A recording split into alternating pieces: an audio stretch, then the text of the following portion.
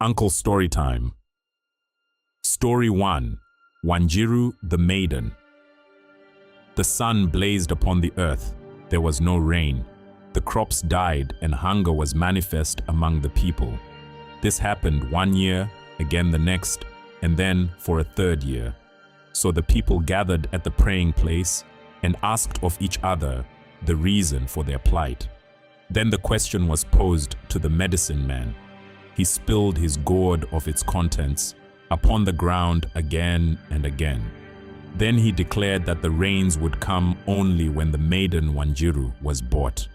He told them that each, from the youngest lad to the oldest man, must bring, on the appointed day, a goat to purchase Wanjiru from her family.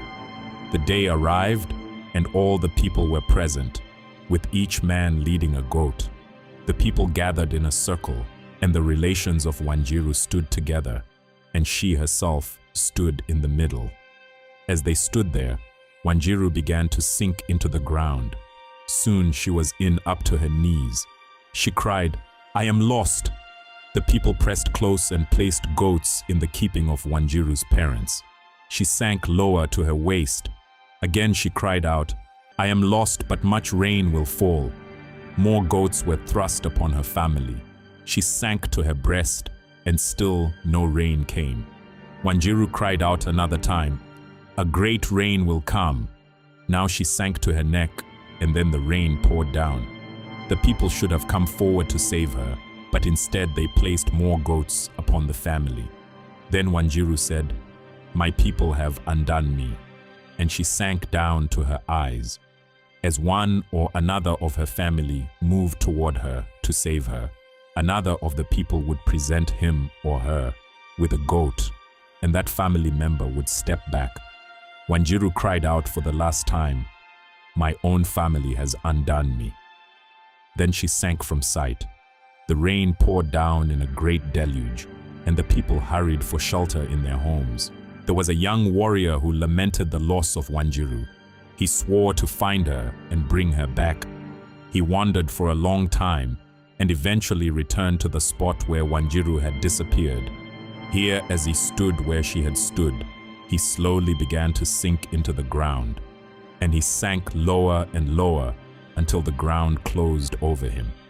He found himself on a road beneath the ground, and as he trod down the road, he came upon Wanjiru, all muddy and disheveled, and without her clothing which had disintegrated. He picked her up and carried her upon his back to where they had sunk beneath the ground. Here they rose up together into the open air. He took her to his mother's house, where she was fed the fat from slaughtered goats and clothed with their skins, until she, again, was beautiful and well-dressed. It came to pass that the village was having a dance, and she and her warrior attended. When her family saw her, they attempted to approach her, but her lover beat them off. When her family made repeated attempts to see her, over the course of the next few days, the warrior repented. He paid the family the purchase price, labola, and allowed them to reconcile. Story 2. The Spirit in the Tree. There was once a Zulu girl whose mother had died, and whose stepmother was very cruel to her. One day, when she was crying at her mother's grave, she saw that the earth of the grave have parted, and a stalk start to grow out, which grew into a sapling, and soon into a tree. The wind rustled its leaves, and the tree whispered to the girl, telling her that her mother was near, and that she should eat the fruits of the tree. The girl did, and the fruits were very tasty, and made her feel much better. This happened every day from then on, but as soon as the cruel stepmother discovered what was happening, she went to her husband, the girl's father, and insisted that he had the tree cut down. The tree lay withering, and the girl wept on its maimed trunk for a long time, until she heard a whisper and saw a lump growing up from the trunk. It grew and grew until it was a pumpkin. There was a hole in it, from which leaked a trickle of juice. The girl licked up a few drops and found them very nourishing, But again her stepmother soon found out, and one dark night cut the pumpkin off and threw it on the dung heap.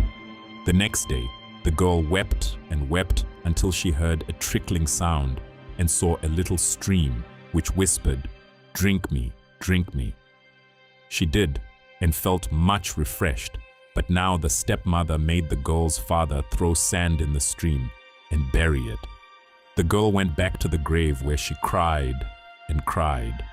She had been sitting there a long time when a man appeared from the bush. He saw the dead tree and decided it was just what he needed to make a bow and arrows, for he was a hunter. He talked to the girl, who told him that the tree had once grown on her mother's grave.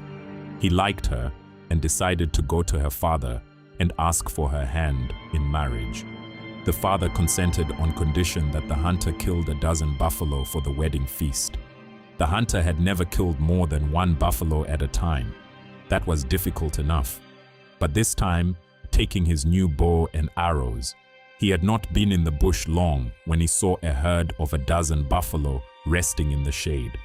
Setting one of his new arrows to his bow, he let fly. The first buffalo sank down dead, and the second, and the third. An hour later, the hunter came back to tell the father to send men to bring the meat to the village. There was a big feast when the hunter married the poor girl who had lost her mother.